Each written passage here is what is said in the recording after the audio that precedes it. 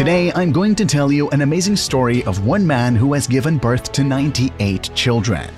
He had all of them with 10 wives. I kid you not.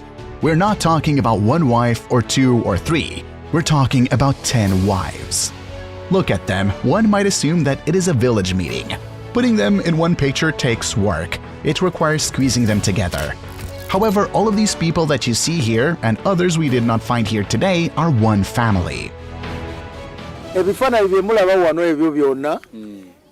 of these you see in the photos are my family. I am their father.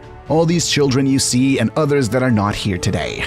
I gave birth to 98 children with 10 women, and we all live together.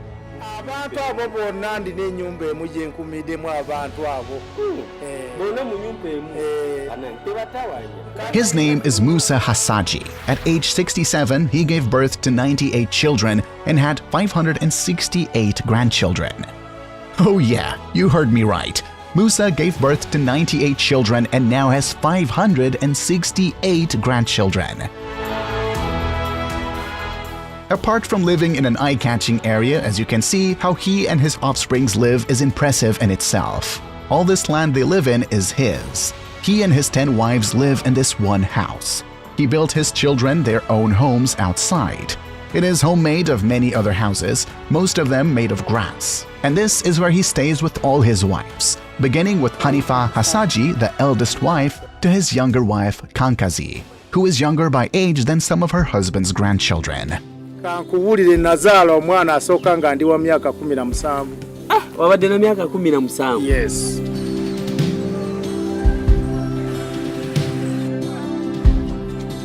We are now heading to Butaleja District, a city in the east of Uganda where there lives a man who married 10 women, each of whom gave birth to almost 10 children on average.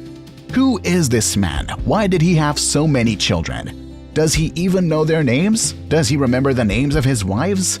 What does he do to be able to raise this whole family?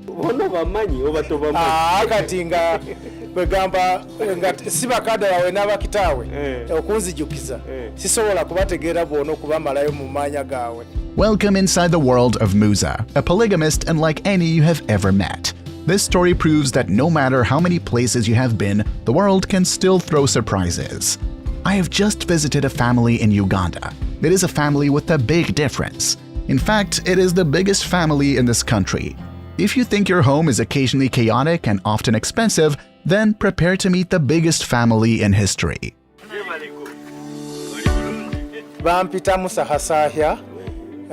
My name is Musa Hasahya.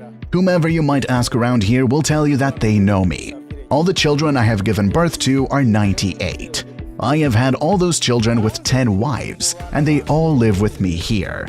I gave birth to my firstborn child when I was 17 years old. Among all the children I gave birth to, some are married adults, others are still young and are studying in high school. So far, I have 586 grandchildren.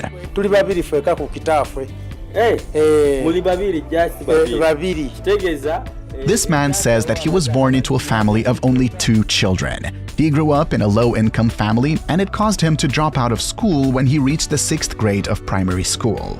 He says he married his first wife in extreme poverty because his father had nothing, to the extent that they failed to give the woman's family a dowry.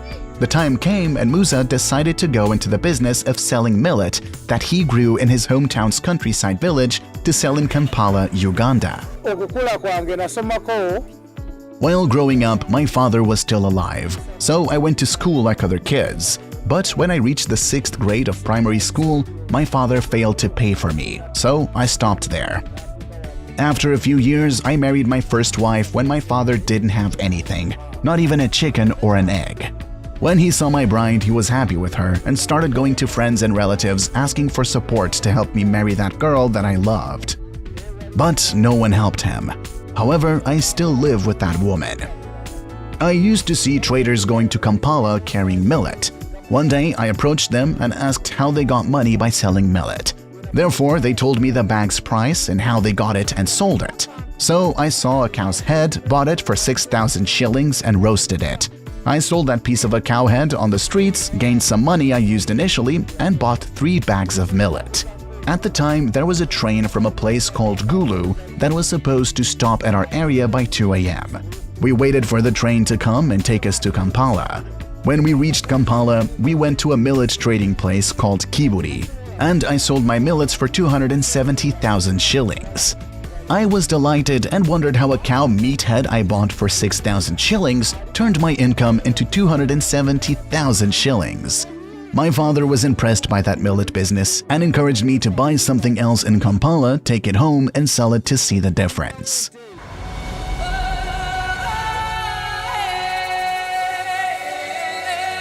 Musa worked hard again and again to earn a living for his family.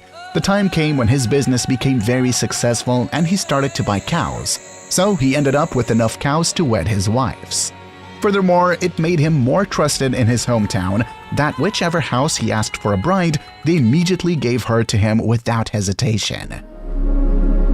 To be clear, you still had your first wife. Yes, the first one, and I still need to find the money to pay her dowry. Even so, I tried my best, because when I would meet someone selling chickens or ducks while I was looking for millet, I would buy them. The time came when I would buy 4 chickens, sell them, and buy a goat. That way, time by time, I ended up having hundreds of goats. Also, I sold goats, bought cows, and exchanged goats for cows until I got rich and had many cows. For a man who came from nothing, not even an egg, the business was successful for me, and my farm was quickly filled up. Therefore, I started marrying more women because I had gotten the dowry. For the first wife, I paid a dowry of 3 cows and 4 goats. For the second wife, the same. I paid a dowry of 3 cows and 4 goats and a small amount of money. For the third one, I realized that I was spending a big dowry because my cows were ending so fast. So I changed and started paying a dowry of 2 cows. When I reached the 6th woman, I thought and decided to look for something to support them.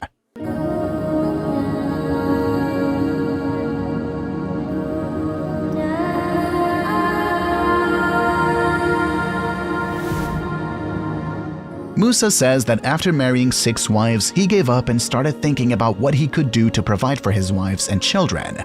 He then started a business of slaughtering cows and selling their meat in the countryside. The business was successful, and it made him gain even more trust in the village that wherever he asked for a bride, they immediately agreed without hesitation.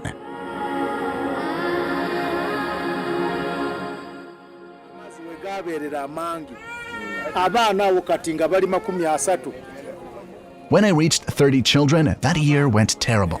We cultivated but did not get a harvest, tried trading and failed, and all of us at home were hungry. Fortunately, the time came and things went back to the way they were. Farming was successful again, and we got our good life back. The life of selling cow meat brought me the opportunity and hope for parents to give their daughters to me. I kept marrying until I had 10 wives. Everywhere I went, people told me that this man is a very hard-working man. It would be better to give him my daughter. And it would make me happy to hear that. However, I didn't know that I was putting myself in trouble because the more wives I got, more cows I had to offer. People still believe I will remarry again, but I advised myself to stop because I realized I was a little old.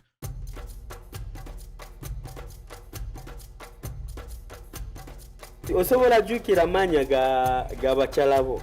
Abakyala bange amanya gonna. Kati omanyi nabo nga sigenze bulungi nga netegereza waliwo besobola kumisinga balala. These are Anifa, Sabina, Safuyadi, Zoreha, Amina, Muweza, Muhumembe, Mujazi, Muhufi, and Kankazi. All these women say that they live well and are happy to share the same man as 10 of them.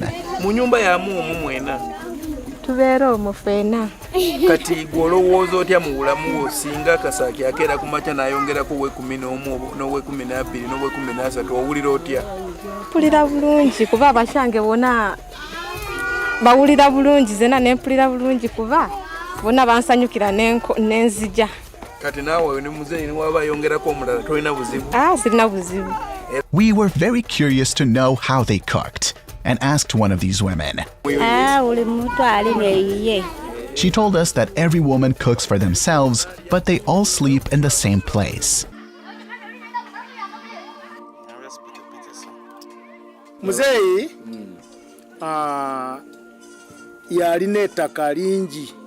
My father had a large piece of land, so he gave this part of the land to me. However, I had previously bought 7 acres, which helped me support them. I divided the acres and gave each woman and her kids 1 acre.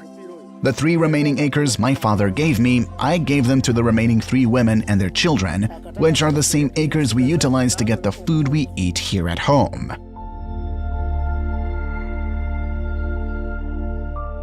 Tosobola kugegenyako Luganda yadde. Hisobola ndumba muhihirala. Penyo hisobola. His wives come from different parts of the country and speak different languages.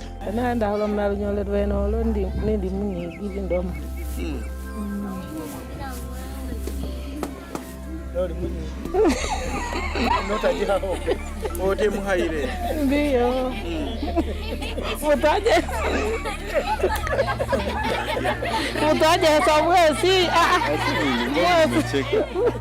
But even so, it does not prevent them from sharing the same thread in their home. All these women live in the same house with one man. Kati nga kwegamba nga sibakada yawe n'abakitaawe okunzijukiza. This man, who looks strong but has reached the age of old days, says that he does not know the names of all his children and grandchildren, but convinced us that he recognizes them when he meets any of them. However, he has a notebook in which he writes the names of all his children and grandchildren so that he knows all his offsprings.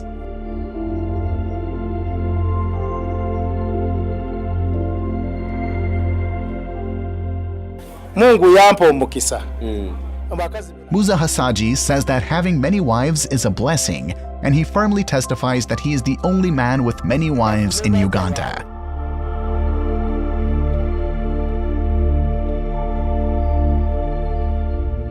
Story by John C. Shamamba. Thanks for watching. Please remember to subscribe.